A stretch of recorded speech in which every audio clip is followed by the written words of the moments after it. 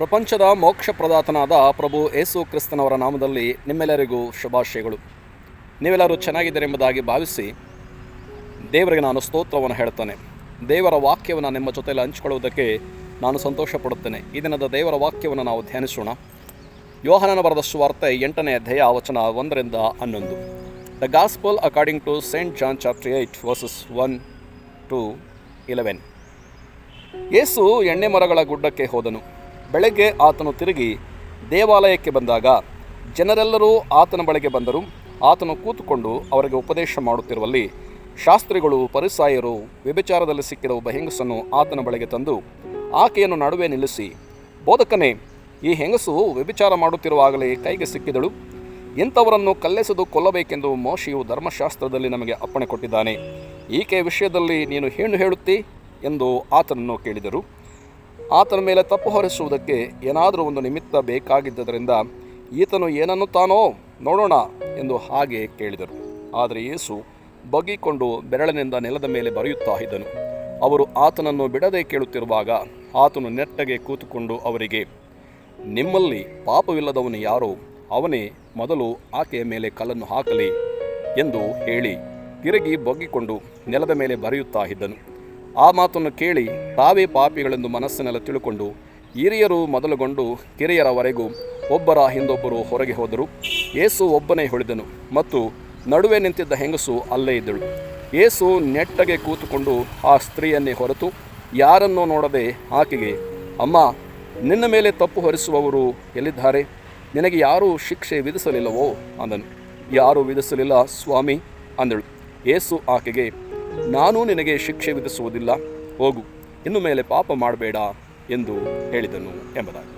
ದೇವರ ನಾಮಕ್ಕೆ ಸ್ತೋತ್ರವಾಗಲಿ. ಪ್ರೀತಿಯ ದೇವಚಂದ್ರೇ, ಈ ವಾಕ್ಯ ಭಾಗದಲ್ಲಿ ಯೇಸು ಕ್ರಿಸ್ತನವರು ದೇವಾಲಯದ ಬಳಿಗೆ ಬಂದು ದೇವಾಲಯದಲ್ಲಿ ಕೂತುಕೊಂಡು ಜನರಿಗೆ ಉಪದೇಶವನ್ನು ಮಾಡುತ್ತಿರುವಾಗ ಶಾಸ್ತ್ರಿಗಳು ಫರಿಸಾಯರು ವ್ಯಭಿಚಾರದಲ್ಲಿ ಸಿಕ್ಕಿದಂತಹ ಒಬ್ಬ ಸ್ತ್ರೀಯನ್ನು ಯೇಸು ಕ್ರಿಸ್ತರ ಬಳಿಗೆ ಕರೆತಂದು ಆಕೆಯನ್ನು ಯೇಸುವಿನ ಮುಂದೆ ನಿಲ್ಲಿಸಿ ಆತನಿಗೆ ಒಂದು ಪ್ರಶ್ನೆಯನ್ನು ಕೇಳುತ್ತಿದ್ದಾರೆ.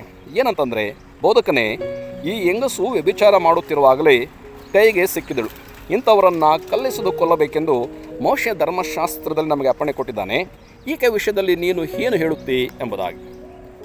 ಸರಿಯೇ, ಅವ್ರು ಕೇಳ್ತಾ ಇರುವಂಥದ್ದು ಈ ಥರ ಮಾಡಲ್ಪಟ್ಟಿದೆ, ಮೋಶೆ ಧರ್ಮಶಾಸ್ತ್ರ ಹೀಗೆ ಹೇಳ್ತದೆ, ಸರಿ ನೀನು ಏನು ಹೇಳ್ತೀಯಾ ಎಂಬುದಾಗಿ. ಸೊ ಈ ಒಂದು ಮೋಶೆ ಧರ್ಮಶಾಸ್ತ್ರದಲ್ಲಿ ಮೋಶೆ ಅವರು ಕೊಟ್ಟಿರತಕ್ಕಂತಹ ಒಂದು ಆಜ್ಞೆಯನ್ನು ನಾವೊಮ್ಮೆ ಓದಿಕೊಂಡು ಬರೋಣ. ಧರ್ಮೋಪದೇಶ ಕಾಂಡ 22ನೇ ಅಧ್ಯಾಯ ವಚನ 22-24 ಓದಿಕೊಳ್ಳೋಣ. The book of Deuteronomy chapter 24 verses 22-24. ಯಾವನಾದರೂ ಪರನ ಹೆಂಡತಿಯೊಡನೆ ವ್ಯಭಿಚಾರ ಮಾಡಿದ್ದು ಹೊರಬಿದ್ದರೆ ಆ ಸ್ತ್ರೀ ಇಬ್ಬರಿಗೂ ಮರಣ ಶಿಕ್ಷೆ ಆಗಬೇಕು. ಹೀಗೆ ನೀವು ಆ ದುಷ್ಟತ್ವವನ್ನು ಇಸ್ರಾಯೇಲ್ಯರ ಮಧ್ಯದಿಂದ ತೆಗೆದುಹಾಕಬೇಕು. ಒಬ್ಬನಿಗೆ ನಿಶ್ಚಿತಳಾದ ಹೆಣ್ಣನ್ನು ಯಾವನಾದರೂ ಊರೊಳಗೆ ಮರಳುಗೊಳಿಸಿ ಸಂಗಮಿಸಿದರೆ ನೀವು ಅವರಿಬ್ಬರನ್ನು ಊರು ಬಾಗಿಲಿನ ಹೊರಕ್ಕೆ ತರಿಸಿ ಕಲ್ಲೆಸೆದು ಕೊಲ್ಲಬೇಕು. ಒಬ್ಬನಿಗೆ ನಿಶ್ಚಿತಳಾದ ಸ್ತ್ರೀಯನ್ನು ಕೆಡಿಸಿದ್ದರಿಂದ ಆ ಪುರುಷನಿಗೂ ಊರಲ್ಲಿದ್ದು ಕೂಗಿಕೊಳ್ಳದೆ ಹೋದದರಿಂದ ಆ ಸ್ತ್ರೀಗೂ ಮರಣ ಶಿಕ್ಷೆ ಆಗಬೇಕು. ಹೀಗೆ ನೀವು ಆ ದುಷ್ಟತ್ವವನ್ನು ನಿಮ್ಮ ಮಧ್ಯದಿಂದ ತೆಗೆದು ಹಾಕಬೇಕು ಎಂಬುದಾಗಿ ದೇವರ ವಾಕ್ಯ ಹೇಳ್ತಾ ಇದೆ. ಪ್ರಿಯರೇ, ಶಾಸ್ತ್ರಿಗಳು ಫರಿಸಾಯರು ವ್ಯಭಿಚಾರದಲ್ಲಿ ಸಿಕ್ಕಿ ಹಾಕಿಕೊಂಡಂಥ ಆ ಸ್ತ್ರೀಯನ್ನು ಯೇಸು ಕ್ರಿಸ್ತನ ಬಳಿಗೆ ಅವರು ಹೇಳ್ತಂದಿದ್ದಾರೆ. ಗಮನಿಸಿ, ಅಲ್ಲಿ ಮೋಶೆ ಧರ್ಮಶಾಸ್ತ್ರದಲ್ಲಿ ನಾವು ಏನನ್ನು ಓದ್ಕೊಂಡಿದ್ದೇವೆ ಅಂತಂದರೆ, ಆ ರೀತಿಯಾಗಿ ವ್ಯಭಿಚಾರ ಮಾಡುತ್ತಿರುವಂಥವರು ಸಿಕ್ಕಿ ಹಾಕಿಕೊಂಡಾಗ ಆ ಸ್ತ್ರೀ ಆಗಲಿ ಪುರುಷರಾಗಲಿ ಇಬ್ಬರಿಗೂ ಕೂಡ ಮರಣ ಶಿಕ್ಷೆ ಕೊಡಬೇಕು ಮತ್ತು ಅವರನ್ನು ಕಲ್ಲೆಸೆದು ಕೊಲ್ಲುವುದರ ಮೂಲಕ ಆ ಒಂದು ದುಷ್ಟತ್ವವನ್ನು ನಿಮ್ಮಿಂದ ತೆಗೆದು ಹಾಕಬೇಕು. ಇದನ್ನು ನೋಡ್ತಕ್ಕಂಥವರು ಭಯಪಟ್ಟು ಆ ರೀತಿಯಾದಂಥ ಸಾಹಸಕ್ಕೆ ಕೈಹಾಕದೆ ಇರುತ್ತಾರೆ ಎಂಬುದಾಗಿ ಅಲ್ಲಿ ಯೇಸು ಕ್ರಿಸ್ತರು ಯೆಹೋವ ದೇವರು ಇಸ್ರಾಯೇಲ್ ಪ್ರಜೆಗಳಿಗೆ ಹೇಳಿದ್ದು ನಿಜವೇ. ನೋಡಿ, ಇಲ್ಲಿ ಶಾಸ್ತ್ರಿಗಳು ಫರಿಸಾಯರು ಇವರು ಯಾರು ಅಂತ ಹೇಳುವಾಗ ಧಾರ್ಮಿಕ ಮುಖಂಡರು, ಧಾರ್ಮಿಕ ಗುರುಗಳು.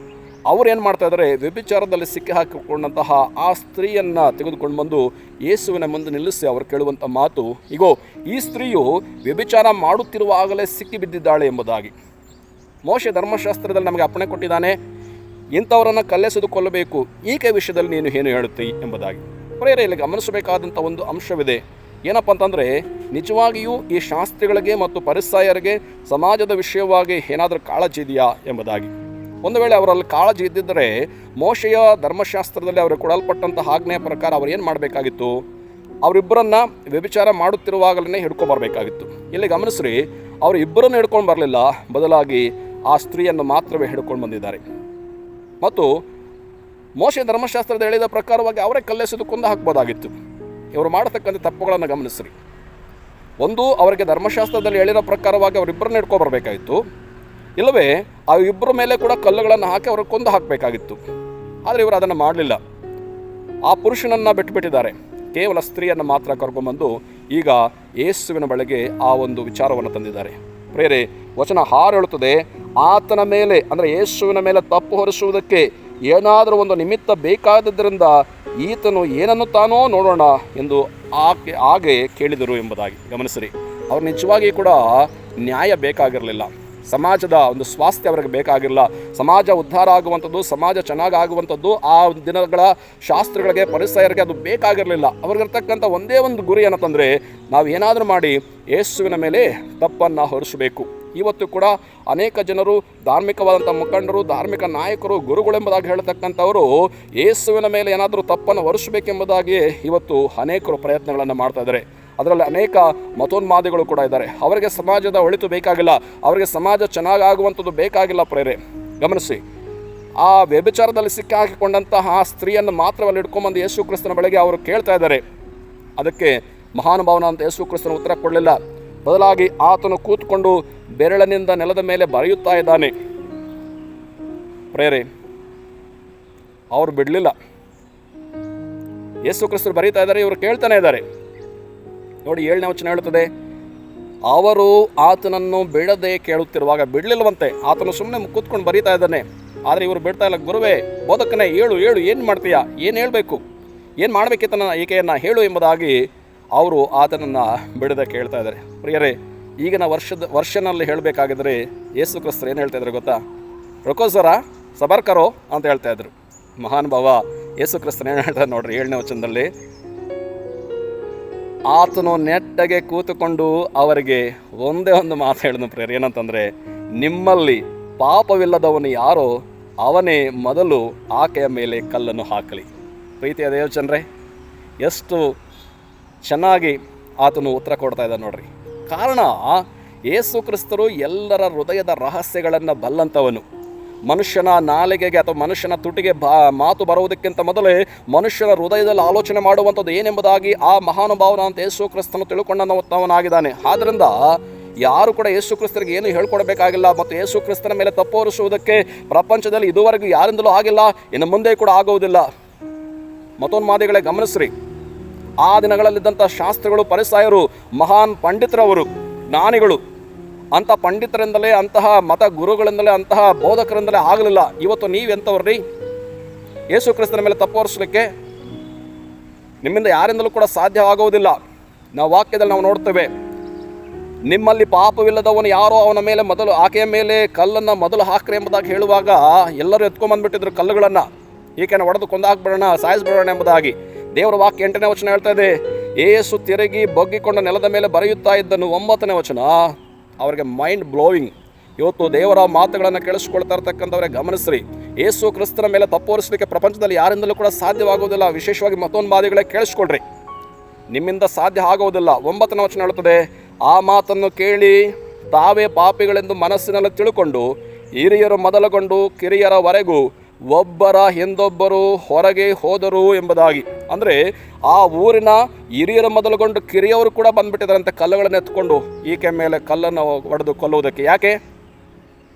ಅವರಿಗೆ ಗೊತ್ತಿರಲ್ವಾ ವ್ಯಭಿಚಾರದಲ್ಲಿ ಸಿಕ್ಕಿ ಹಾಕೊಂಡಂತ ಅವರಿಬ್ಬರನ್ನು ಕರ್ಕೊಂಬರ್ಬೇಕೆಂಬುದಾಗಿ, ಇಬ್ಬರ ಮೇಲೆ ಕಲ್ಲು ಹಾಕಬೇಕೆಂಬುದಾಗಿ.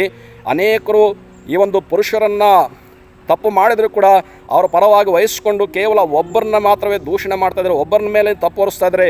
ಇವತ್ತು ಸಮಾಜ ಆ ರೀತಿ ಆಗಿಬಿಟ್ಟಿದೆ. ಆ ದಿನದಲ್ಲಿ ಕೂಡ ಶಾಸ್ತ್ರಿಗಳು, ಪರಿಸಾಯರು ಅದನ್ನೇ ಮಾಡಿದ್ರು.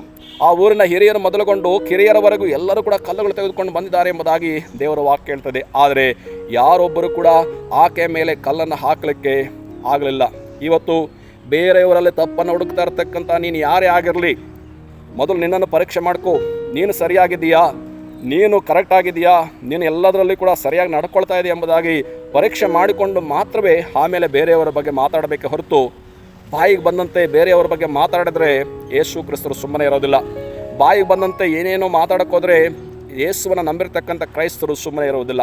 ಆದ್ದರಿಂದ ವಾಕ್ಯ ಏನು ಹೇಳ್ತದಂದರೆ, ತಾವೇ ಪಾಪಿಗಳೆಂದು ಮನಸ್ಸಿನಲ್ಲಿ ತಿಳ್ಕೊಂಡು ಹಿರಿಯರು ಮೊದಲುಗೊಂಡು ಕಿರಿಯರವರೆಗೂ ಒಬ್ಬರ ಹಿಂದೊಬ್ಬರು ಹೊರಗೆ ಹೋದರು. ಮುಂದೆ ವಾಕ್ಯ ನಾವು ನೋಡ್ತೇವೆ, ಯೇಸು ಒಬ್ಬನೇ ಉಳಿದನು ಮತ್ತು ನಡುವೆ ನಿಂತಿದ್ದ ಹೆಂಗಸು ಅಲ್ಲೇ ಇದ್ದಳು ಎಂಬುದಾಗಿ.